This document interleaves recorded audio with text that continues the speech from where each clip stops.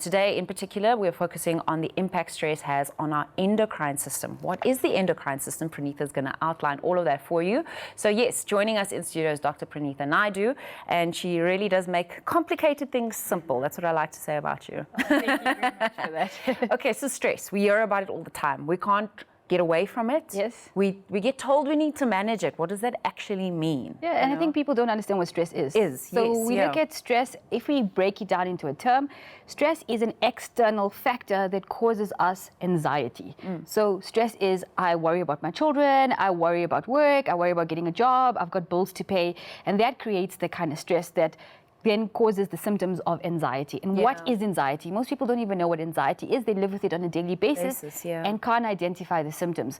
So symptoms are, we feel a bit of a racy heart, feeling a little bit more anxious, or feeling not enough clarity when you're trying to focus. So you're at work, you're trying to concentrate, you're trying to focus, you're trying to deliver something, and you just feel like, you know, my hands are sweating, my heart's racing, sort of how I feel before I come on the show. And all of a sudden you just blank. And what happens is, over a period of time, that becomes the norm. So then we see that your concentration starts dipping, your energy levels start dipping, right? And then they plummet. Yes, and that racing feeling is just what gets you up going every single morning, all right? So that's one of the biggest factors, I think, when we try to understand what anxiety is. And then we talk about what type of anxiety. So what effects does it have on the rest of our body? So people talk about what is acute stress, what is chronic stress. So acute is something that is supposed to happen. So I have to go onto the stage and I have to deliver a speech. I'm going to feel the show. Yes, come onto the show. I'm going to feel a little bit anxious. But once I get on there, that release of hormones should make me perform better, should make me do better. The minute I leave the show, I feel down regulation. I feel like I went on a lovely roller coaster and now I'm at the end of it. It's kind of like what an athlete has before a race, for example. So then you get that euphoria, and then all of a sudden you calm down. But if you talk about chronic stress, this is where you are on that fight or flight mode all the time. And what is fight or flight mode? Most people don't even understand that.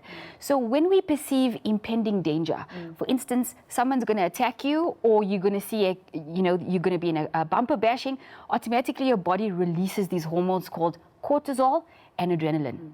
And that is for your body to respond, either increasing blood pressure, increasing heart rate, increasing glucose release in your body. So you can either fight or flight, right? So it prepares you, gives you the energy to tackle that tiger or run away from it. 102%. So what's happening now with people is that they switched on fight or flight from the minute they wake up in the morning.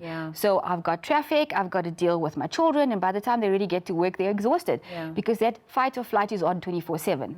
So what you tend to do is you start burning out that cortisol and that adrenaline. So when you actually put yourself in that same position again, saying you're going to be attacked by that tiger, you're just going to be eat me. I actually just don't have the effort. I don't know what to do with you right now. To run away. That's when you see this sort of apathy in people's lives, where they talk about a lack of motivation. 100%. You know, they know they need to lose weight, they know they need to go to gym, they know they should journal and all the things we tell them to do on the show, but it's just like, I don't have the wherewithal to do all of these things. Exactly. I just don't have the desire anymore because I am taken over by life and its stresses and all the things I need to do. Heaven forbid you tell them to have sex. Exactly. I mean, I have younger people come and tell me now that sex is an effort. You know, intimacy is an effort. You know, I'd rather just sleep because I'm so tired. And even when I do sleep, I still wake up in the morning tired. So the interesting thing about that is cortisol is our hormone that wakes us up in the morning, right? It's the one that you ping, get up and go. How many people feel like that? When I ask patients that, are you a morning person? They're like, hell no, I'm not a morning person. So that's ping, you get the highest level, you wake up with the highest yielding of cortisol, and as the day goes down, your cortisol dissipates and your melatonin kicks in, right? So as the sun goes down, so we say it works with the sun, and obviously our melatonin is a circadian rhythm, so it balances that sleep-day cycle. But the problem is we don't wire down as the day goes, right? So we get home and then we've got to cook, we've got to clean, we've got homework to do, we've got a million other things. So we're trying to check our emails, bring emails. work home. 100%. So now we're pumping cortisol later than we should. Then people start saying insomnia becomes a problem, right? Because you wire yourself so much that when you lie down, you've got a million thoughts going through your mind. So that's a big factor. The other thing is there's this fine line between depression and burnout. And I always mention that to patients. They come in and tell me, Prenitha, I think I feel depressed. What is depression, right? That inability to want to wake up in the morning, lack of motivation. But if I'm adrenally burnt out, will I have motivation to get out of bed? So how do we tell the difference? So do you actually warrant needing an antidepressant, or do you actually need to just feed your adrenals? And that is the interesting thing, is understanding, also isolating what are the stresses in my life and how do I deal with it better. I think that's key. And these are the things that I actually went to go and see Prenitha about, because there's so much that's happening in our system, and we think, oh, I have a predisposition to it, it's in my genes. Meanwhile, it's biochemistry, and it is something that you're able to fix. So stay with us, because after the break, Prenitha's going to share some advice on how you can actually reduce stress, how you can actually cope with it better, and perhaps how you can change your diet to help you deal with the situation as well. Stay with us.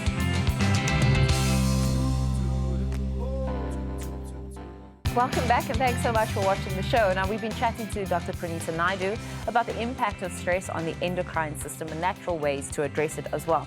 So a huge thing that we were talking about during the break is infertility and stress, and how this is obviously linked to the endocrine system, to hormones and the way they function. Yes, so I get a lot of young women come to me and say, I'm struggling, I'm battling to fall pregnant. What could be possibly the problem?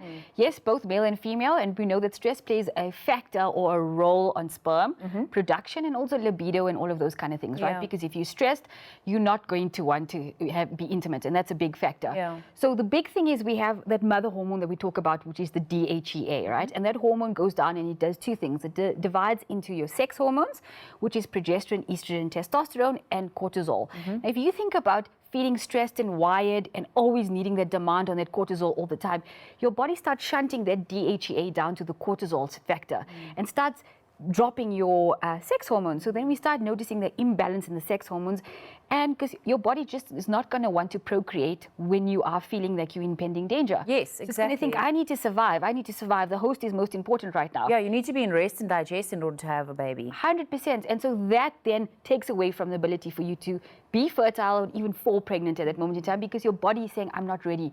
I'm feeling anxious all the time. I can't do this. So what can we do from a dietary perspective? What can we change? What foods can we include? Are there any supplements that you recommend?